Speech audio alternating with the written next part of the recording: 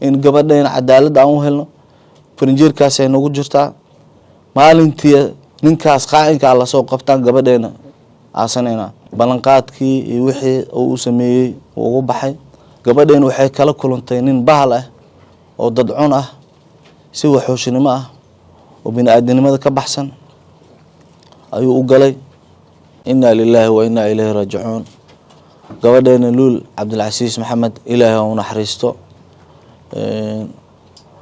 ilaahay uu naxariisto jannada Allah ka waraabiyo gabadheena si aan xardara ah oo aad u xun oo waxooshinimo ah ay gabadheena u dhimatay gabadheena ilaahay uu naxariisto waxaan rabaa wax yar inaan bidhaamiyo aan sheego gabadheena horta Luul waxay ahayd hooyo caruur 6 caruur haysato oo ilmaheeda agoon ah oo ilmaheeda korsanaysay nolosheeda wadatay farxadna ku jirtay markuu Sayid Cali oo nolosheeda ku soo beeray waxay rajaynaysay ee fiilinaysay oo u balan qaaday inuu caruurtaas la koriyo oo farxad ay ku noolaato oo nolosheeda hore u sii wadato laakiin sameeysan dhicin taas gabadheeni balanqaadkii iyo wixii uu sameeyay ugu baxay gabadheena waxay kala kulantay nin bahal ah oo dadcun ah si waxooshinimo ah oo bini'aadanimada ka baxsan ayuu u galay oo gubay oo hadda farinjeerkaas ay ku jirtaa baaqeena shalaan aan marsiinay fariin oo hay'adaha dawladda iyo madaxda dalka aan marsiinay inaan gabadheena la aaseynay ilaa ay cadaalad ka hesho oo qaa'inkaas oo gabadheena saas u dhibaateeyay oo lama amni lagu wareejiyay wax kale oo qanciya malahan Luul gabadh waxay ahayd jaamici aqoon-yahan ah oo wax baratay oo maanta nolol iftiin leh oo awlaadaas haysatay oo hooyo iyo aabbo u ahayd iyada laakiinse meeshii ay filinaysay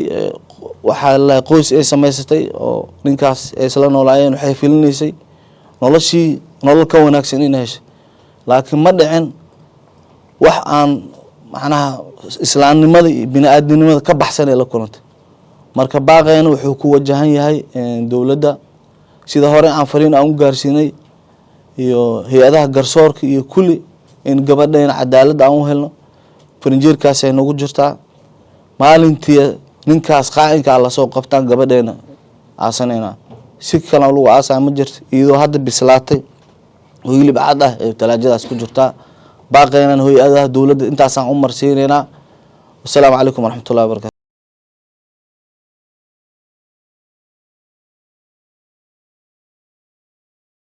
isbitaalka Dawo Clinic waxa uu ka mid yahay isbitaalada dabiiba xanuunada ku dhaca haweenka adeegyada isbitaalka uu bixiyo waxa ka mid ah daaweynta dhiciska daaweynta dhalmo la'aanta daaweynta infectionka daaweynta caado wareerka sidoo kale isbitaalku waxa uu qabtaa baaritaanada hormoonada daaweynta burobiyoodka iyo qaliimadooda daaweynta kaadi baxsadka socoshada hooyada uurka leh iyadoo lala talinayo lana daaweynayo isbitaalka waxa ka howlgasha Dr. Qamar Taawane Axmed oo ku takhasustay cudurrada haweenka iyo qaliimadooda isbitaalku waxa uu leeyahay kombiyuutarka uurka jirta iyadoo lala soconayo ilmaha caloosha ku jira caafimaadkooda hamuugaan Dawo Clinic.